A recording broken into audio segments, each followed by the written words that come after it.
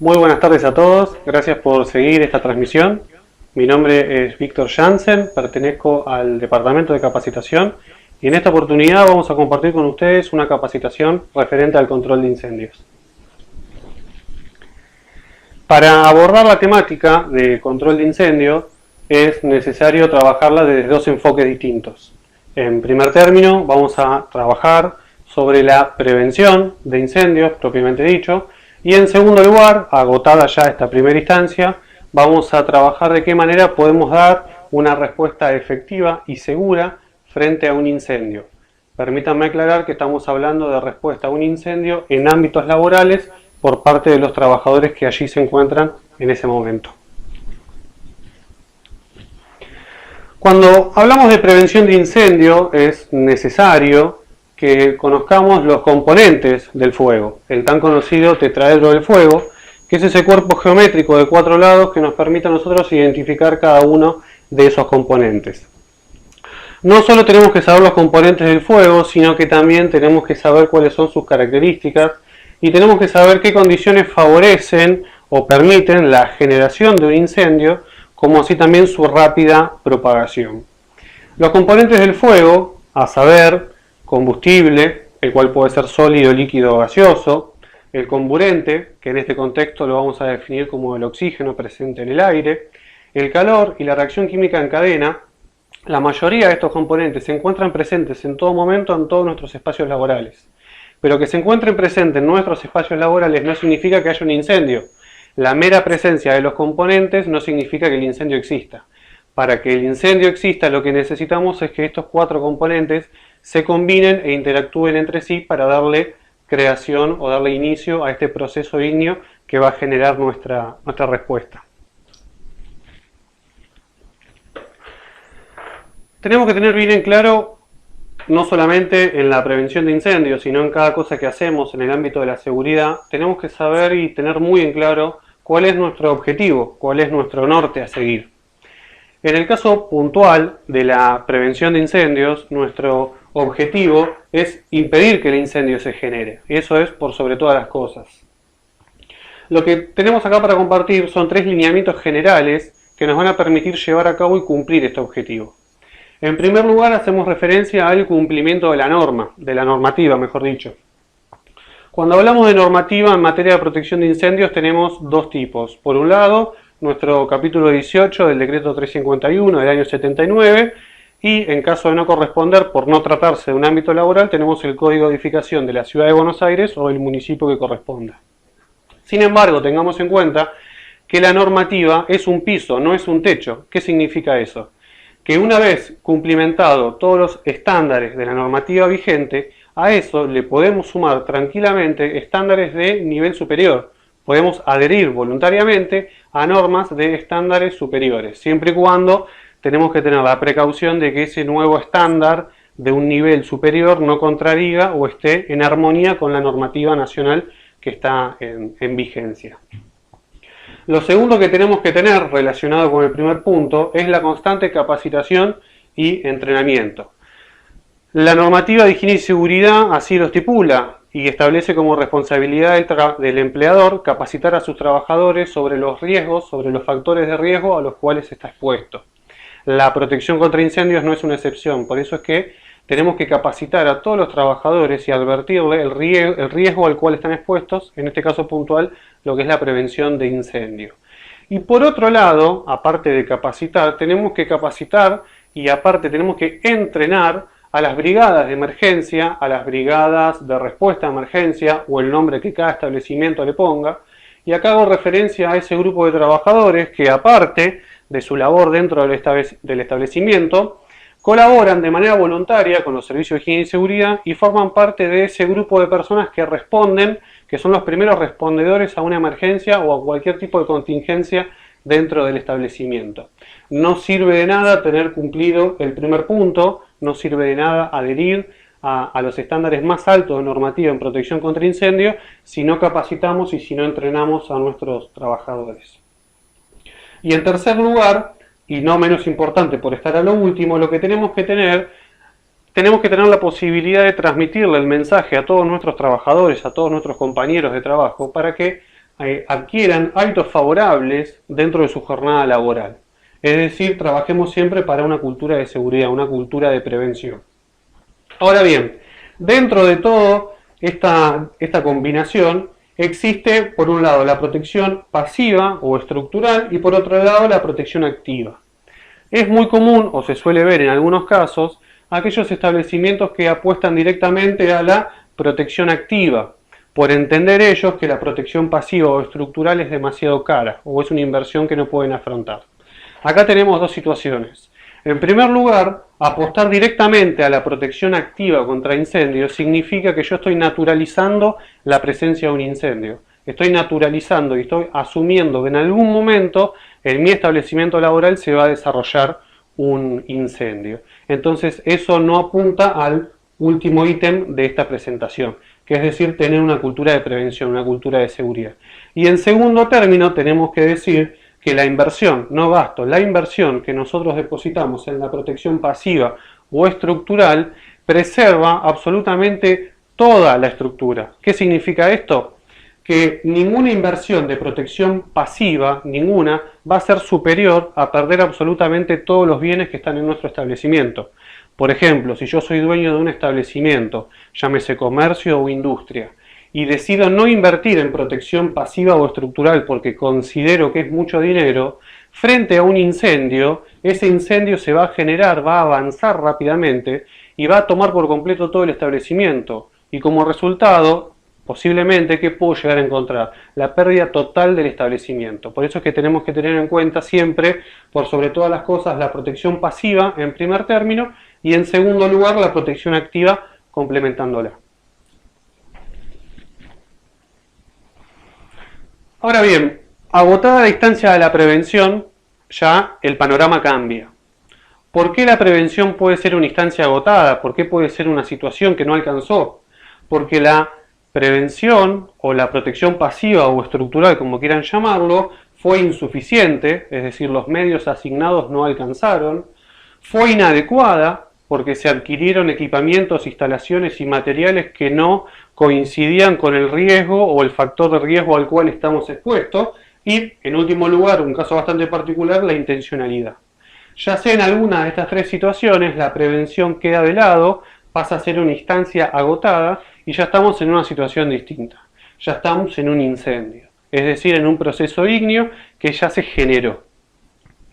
Al cambiar la situación, al cambiar el cuadro, lo que cambia también es nuestro objetivo. Recuerden ustedes, en las diapositivas anteriores hicimos referencia que en la prevención nuestro objetivo era impedir que el fuego se genere. Bueno, acá cambió el objetivo. Para conocer cuál es mi objetivo dentro de un incendio o frente a un proceso ígneo, tenemos que tener en cuenta una premisa, que es que el fuego altera las propiedades intensivas y extensivas de manera irreversible sobre los combustibles. Acá permítanme hacer una breve aclaración, salvo aquellos procesos industriales que permitan reciclar los materiales. Pero en líneas generales, el fuego, cuando avanza sobre los combustibles, los afecta de manera irreversible. Entonces, teniendo este concepto bien en claro, nosotros ya podemos definir cuál es nuestro objetivo en una tarea de extinción. En una tarea de extinción, lo primero que tenemos que hacer con el incendio es circunscribirlo, de al mismo tiempo cortar su propagación y frenar el avance de su frente de llama. Y este concepto lo vamos a explicar con un claro ejemplo. Un incendio es un partido de fútbol que vos lo arrancás perdiendo 1-0. ¿Por qué? Porque el incendio ya se generó. Y es un partido de fútbol que vos no lo podés ni empatar ni ganar. Lo único que podés hacer en un incendio es tratar de perder por la menor cantidad de goles posibles. Entonces, ¿qué tenemos que hacer con el incendio? Tenemos que frenar su frente de llama, tenemos que circunscribir el incendio, tenemos que cortar su propagación. Dentro de esta acción, dentro de cumplir este objetivo que es circunscribirlo, dentro de esto, la extinción es un componente más. Pero tenemos que tener bien en claro que nuestro objetivo frente a una primera respuesta a un incendio es circunscribirlo, es decir, cortar su propagación. Ahora bien, lo más importante acá no son los bienes materiales que los venimos mencionando. Acá el bien más preciado son las vidas humanas, son los recursos humanos, es el capital humano empleado para controlar ese incendio. Y lo que tenemos que tener en cuenta es, por un lado, el grupo de personas que no forma parte de la brigada de emergencias que está evacuando el establecimiento, y por otro lado, los miembros de la brigada que van a hacer la primera respuesta a esa emergencia. Lo que yo tengo que tener en cuenta es que cuando respondo a un incendio, voy a estar expuesto a determinados factores de riesgo. Y si a eso se le suma que la tarea que estoy haciendo, aparte de tener una alta exposición a riesgos, es una tarea en donde el resultado no es seguro porque no tengo la certeza de lo que estoy haciendo, es mucho peor. Y hay muchas posibilidades de que el resultado sea muy pero muy malo. Por un lado vamos a tener personas lesionadas que intentaron apagar el incendio y por otro lado, en segundo lugar, vamos a tener un incendio que en su momento era un principio de incendio o un incendio en su fase incipiente o inicial y hoy es un incendio generalizado que abarcó absolutamente todo el establecimiento. Entonces, por ejemplo, voy a citar una frase que está en la diapositiva. Cerrar la puerta de un ambiente afectado, por un incendio, y irme a la puerta, a acompañar la evacuación de todo el establecimiento y esperar el arribo de los servicios de emergencia es mucho más efectivo que intentar apagar un incendio que a simple vista supera mi capacidad operativa. Entonces ahí tenemos que hacer un balance si realmente están dadas las condiciones de seguridad para que yo intervenga y si esa situación no supera mi capacidad operativa. Cuando yo respondo a un incendio, yo como miembro de la brigada de emergencia de un establecimiento recibo aviso de un incendio e intento responder a ese incendio e intento apagarlo, tengo que tener en cuenta al menos estas tres cosas, estas tres cuestiones. Por un lado tengo que determinar que estén dadas las condiciones de seguridad para trabajar. Yo como respondedor a una emergencia tengo que identificar situaciones de riesgo reales o potenciales que me pueden llegar a afectar a mí en el trabajo en donde voy a intentar apagar ese incendio. Eso es fundamental.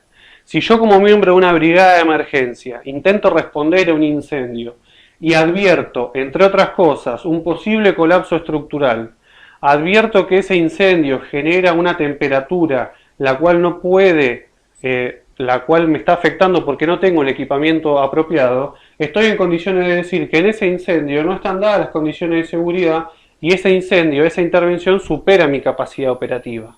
Y ahí volvemos al ejemplo anterior. Cerrar la puerta e impedir la propagación del incendio y evacuar primero, ir hasta la puerta a esperar a los servicios de emergencia es 10 veces más efectivo que abrir la puerta e intentar apagar el incendio, declarar el incendio, darle la posibilidad al incendio que se propague y en el peor de los casos que yo o alguno de mis compañeros nos lastimemos en esa acción donde intentamos apagar el incendio. Al mismo tiempo, desde el punto de vista, estos primeros dos puntos que hemos mencionado hacen referencia a las cuestiones operativas y al contexto en donde se desarrolla el incendio. Y la tercera variable, el último punto que estamos mencionando, es analizar las variables que trazan la dinámica del incendio y en función de eso determinar cuál es el método más acertado. ¿Por qué? Porque no solamente tengo que verificar si están dadas las condiciones de seguridad para trabajar, no solamente tengo que verificar si ese incendio no supera mi capacidad operativa en función del equipamiento y de los elementos de protección personal que tengo asignados, sino que además lo que también tengo que hacer, analizar las variables que trazan la dinámica del incendio y en función de toda esa información determinar qué método o qué estrategia de trabajo de extinción es la más adecuada para dar una respuesta segura y efectiva a ese incendio. Nosotros hemos hecho mención en las primeras diapositivas al tan conocido tetraedro del fuego, ese cuerpo geométrico de 4 lados que me ayuda a entender y a comprender y a conocer los 4 componentes del fuego. Si yo les digo a ustedes que el fuego se representa con el tetraedro del fuego, de esa definición podemos inferir que extinguir el incendio significa o representa agarrar al menos uno de los lados del tetraedro y sacarlo. Por ejemplo, una de las variables que trazan la dinámica del incendio y uno de los componentes del fuego es el combustible. Una de las 4 variables que vamos a ver, vamos a evaluar, es ver si existe la posibilidad de controlar el combustible y a través del control del combustible llevar a cabo la extinción de ese incendio. Cuando yo hago referencia a retirar y a controlar el combustible, podemos llegar a encontrar 2 opciones. Por un lado, podemos encontrar un claro y sencillo ejemplo de un principio de incendio en un tacho de basura en una oficina, en donde yo lo único que hago, retiro el combustible que está cercano a ese incendio. Por ejemplo, la cortina que está colgando al lado del tacho de basura, yo corro la cortina. ¿Qué es lo que hice ahí? Controlé la variable del combustible, le saqué combustible a ese incendio. Ese incendio, cuando termina de combustionar los residuos y el papel que está en el tacho de basura, no va a encontrar más combustible para quemarse y posiblemente ese incendio se extinga. Y puede llegar a darse una situación un poco más compleja, por ejemplo, en una nave industrial, en un galpón o en una instalación comercial o en un centro de logística. Retirar el combustible hace referencia a, mediante elementos de izaje o de movimiento de cargas, retirar toda la carga próxima al sector del incendio. De una forma u otra, en el caso más sencillo o más complejo, retirar el combustible, controlar la variable del combustible, es una opción que se nos puede llegar a presentar. Desde mi opinión, mi punto personal, considero que controlar el combustible es una situación de respuesta bastante conservadora. No es del todo efectiva porque terminamos esperando un poco de tiempo a que el incendio se consuma, pero tenemos un factor de riesgo muy bajo, es decir, la valoración del riesgo es muy baja porque no tenemos exposición, porque no utilizamos ningún agente químico para extinguirlo. Por ejemplo, simplemente corrimos la cortina y dejamos que el tacho de basura se siga combustionando. Esto puede llegar a ser al menos una opción que ustedes pueden considerar antes de ver cuál es la mejor estrategia para intentar extinguir un incendio. En segundo lugar, la segunda variable que podemos llegar a controlar es controlar el calor. Controlar el calor dentro de un incendio se puede interpretar de 2 maneras. Por un lado, podemos hacer referencia a los agentes extintores que tienen la capacidad de absorber calorías del incendio y permitir de esta manera apagar los incendios a través del enfriamiento, es decir, le sacamos las calorías al incendio. Esta situación se suele dar generalmente con el agente extintor más conocido por todos nosotros, que es el agua. El agua es, entre todos los agentes extintores, el que mejor propiedad tiene para absorber el calor. Permítame un comentario que en caso de decidir utilizar agua para extinguir un incendio y de esa manera, entre otras cosas, controlar el calor, tengamos en cuenta que cuando aplicamos el chorro de agua, si aplicamos un chorro de lluvia, el poder de absorción va a ser mucho más alto. Vamos a incrementar la capacidad del agua de absorber las calorías del incendio, por la sencilla razón que aumentamos la superficie de contacto con el aire, al romper ese chorro pleno y transformarlo en gotas de agua. Otra posibilidad de controlar el calor es cuando yo hago el retiro de la fuente de ignición. Por ejemplo, si yo me encuentro en un taller y tengo un pedazo de trapo o estopa y apoyé el soldador con estaño y por error apoyé este soldador caliente arriba de la estopa, si yo agarro y retiro el soldador de estaño de arriba de la estopa, ¿qué estoy haciendo? Estoy controlando el calor. A ese principio de incendio, ese incendio en su fase incipiente que se generó en ese trapo, yo le estoy sacando el calor, le estoy sacando la fuente de ignición. Estas son las 2 variables que podemos llegar a encontrar para controlar el calor y de esa manera determinar que sea la mejor estrategia de trabajo. La tercera variable que podemos llegar a trabajar, a evaluar o podemos llegar a controlar es el comburente. En este contexto vamos a definir el comburente como el oxígeno presente en el aire respirable. Cuando decimos controlar el comburente, hace referencia también a 2 cosas. Podemos simplemente ponerle la tapa a un cesto de basura que se está combustionando. El mismo tacho de basura que antes se prendió, que yo le saqué la cortina, que controlé el combustible, también lo puedo apagar controlando el comburente. ¿De qué manera? poniéndole la tapa. Cuando yo le pongo la tapa a ese cesto de basura, entre otras cosas, lo que estoy logrando es que ese fuego se extinga por no tener más comburente. Dicho de otra manera, lo que también podemos llegar a hacer es en el control de la ventilación a través de las aberturas. Recuerden ustedes que una de las recomendaciones que se da al momento de evacuar los establecimientos es cerrar todas las aberturas. ¿Por qué? Porque las corrientes de aire, en este caso la ventilación propia del comburente, es una causa que favorece la generación del incendio como así también la rápida propagación.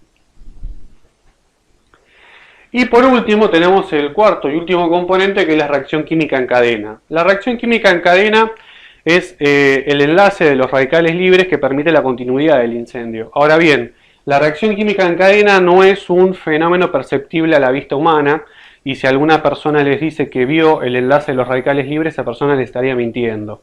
¿De qué manera controlar la reacción química en cadena? Bueno, inhibiendo los radicales libres, pero solo a través de la utilización de un agente extintor de origen químico, como por ejemplo el tan conocido, el extintor de polvo químico seco, que seguramente tendremos colgados en las paredes de nuestro establecimiento laboral.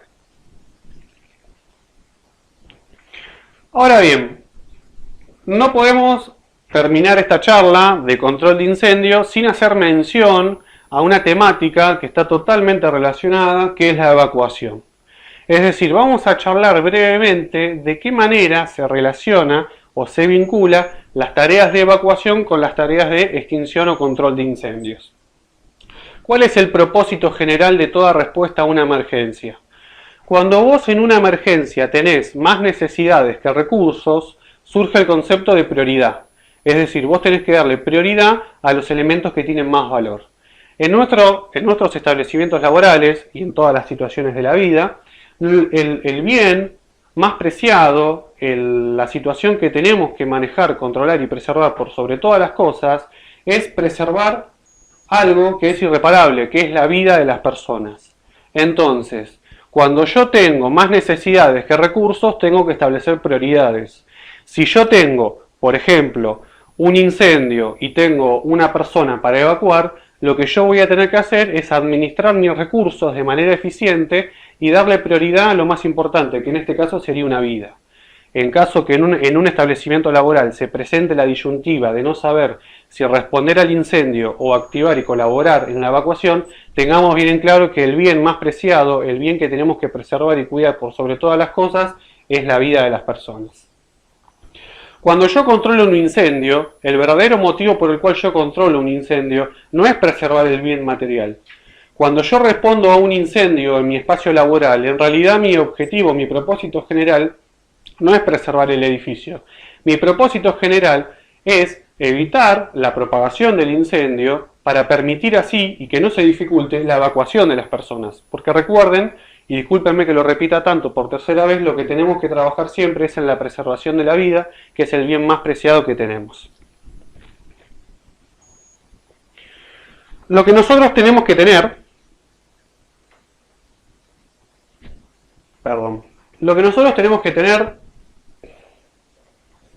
bien claro es que la evacuación y el control del incendio, es decir, las personas que responden al control del incendio y las personas que activan y coordinan la evacuación, tienen que formar parte de la misma estructura modular.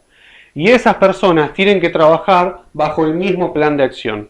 No es para nada recomendable, y la experiencia lo dice, que no da para nada resultados muy buenos, trabajar de manera individual. ¿Qué significa esto? Que si yo tengo la posibilidad de responder a las dos situaciones a la misma vez, es decir, activar, coordinar y guiar la evacuación, y al mismo tiempo trabajar en el control de incendio, esos dos grupos de trabajo, esos dos grupos de operaciones, esas dos brigadas, van a tener que trabajar en la misma estructura modular. ¿Qué significa esto? Tienen que recibir directivas de la misma persona o del mismo grupo de personas. Y aparte, todo lo que hagan o dejen de hacer y toda la información que tengan esas brigadas de emergencia que van a responder a la evacuación y al incendio, tiene que estar estipulado, detallado, estudiado y entrenado dentro de un plan de acción. Eso es muy importante para que tengamos una respuesta efectiva a una emergencia.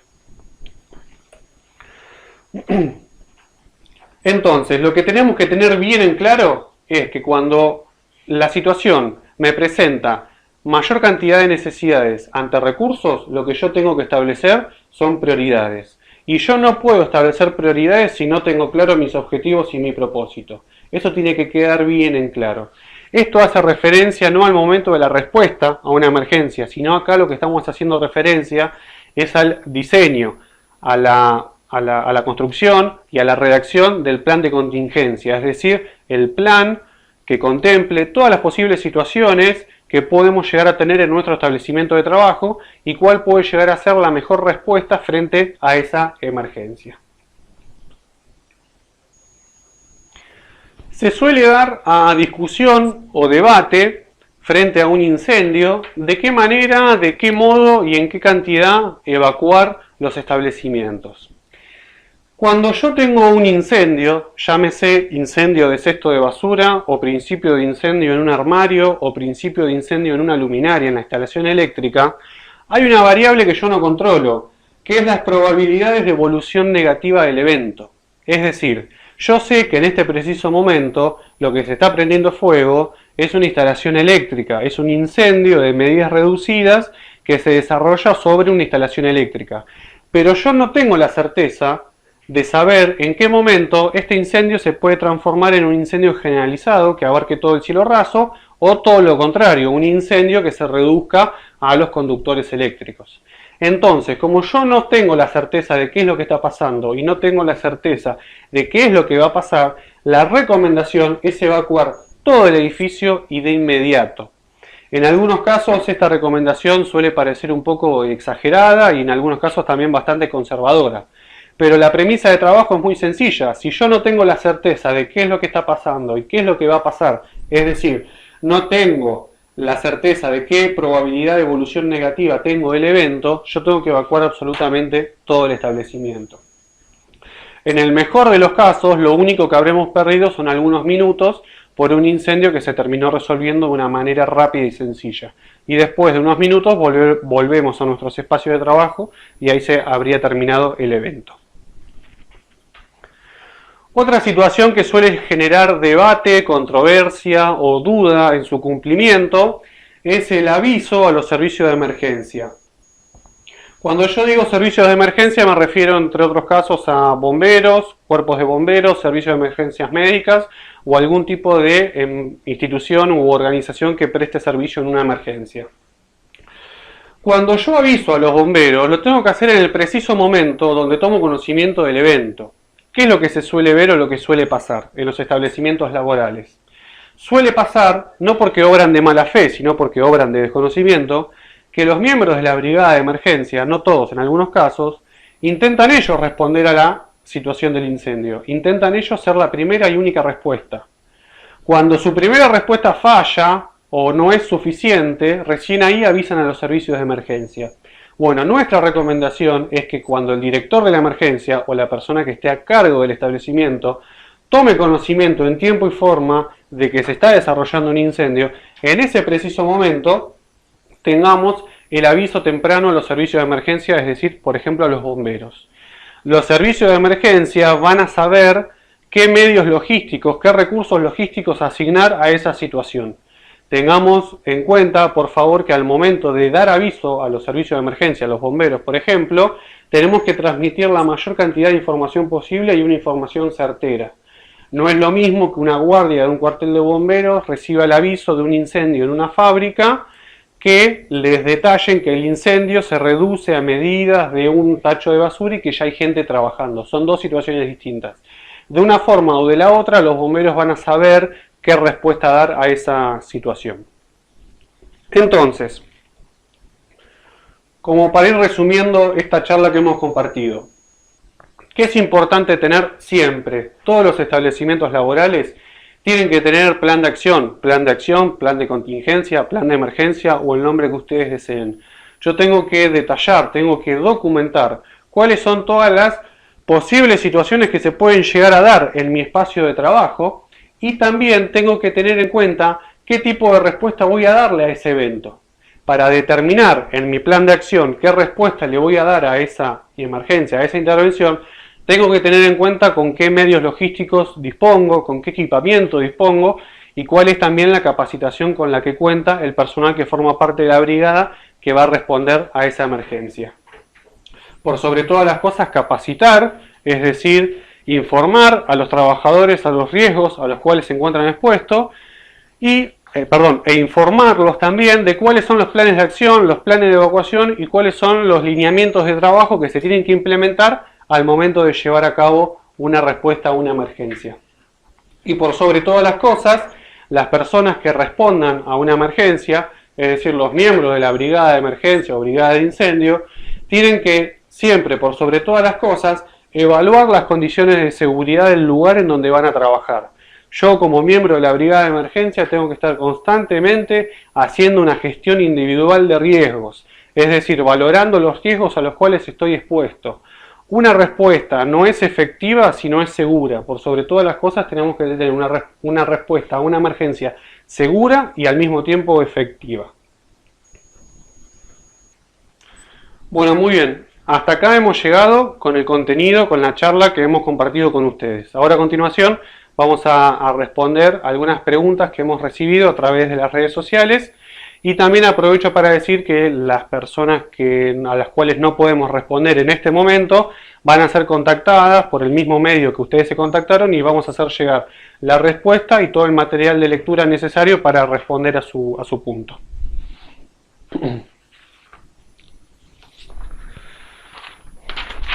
Bueno, en primer lugar vamos a responder una pregunta que hizo Mónica, que se parece bastante a una pregunta que hizo Juan y hace referencia a los extintores. ¿Dónde se ubican los extintores?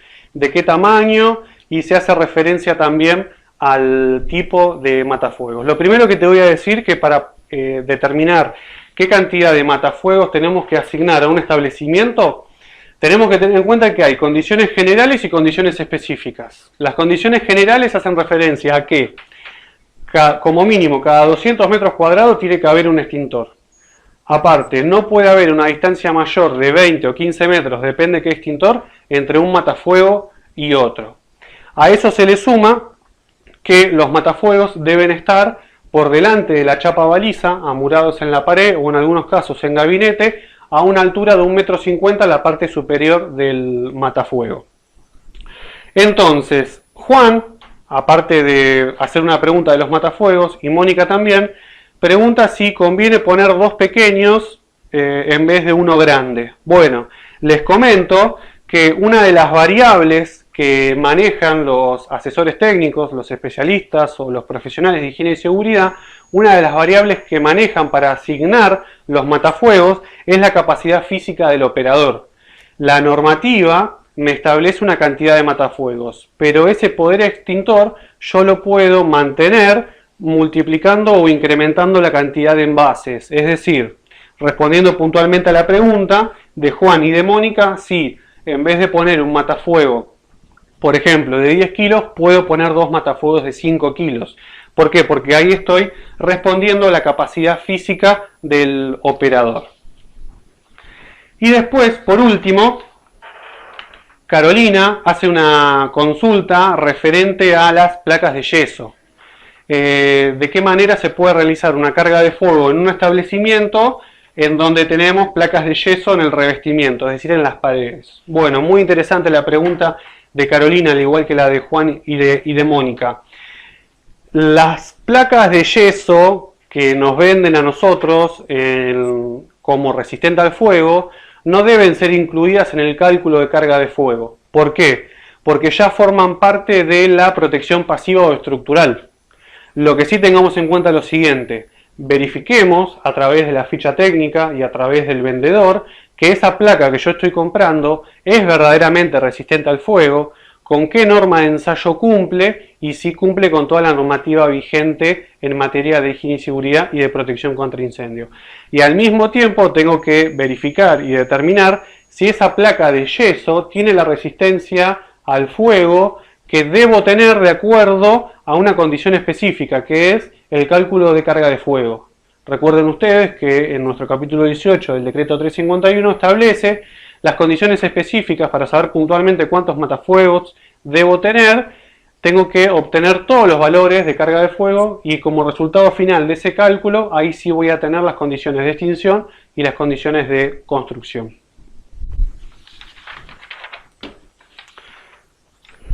Bueno, y por último tenemos una pregunta de Enrique, que dice que trabaja en una fábrica de cartón corrugado y pregunta qué pasa si la manguera o manga está pinchada. ¿Y qué marca conviene comprar? Bueno, referente de la marca, obviamente no corresponde que yo diga ninguna marca, lo que sí te voy a decir que esa manga que vos compres debe cumplir con los estándares de seguridad y de fabricación y de ensayo. ¿Qué pasa si la manga tiene pinchaduras? Bueno, eso es una situación que debemos evitar. ¿De qué manera evitamos que las mangas estén pinchadas al momento de responder a un incendio? Bueno, tenemos que hacer un control periódico, una prueba hidráulica. Tenemos que estar constantemente trabajando en el control y en verificar las condiciones óptimas del material empleado en una red de incendios. Bueno, muy bien. Hasta acá hemos llegado. Les agradezco mucho por la atención. Les recuerdo a las personas que no pudimos por falta de tiempo responder a sus preguntas que nos vamos a contactar por el mismo medio.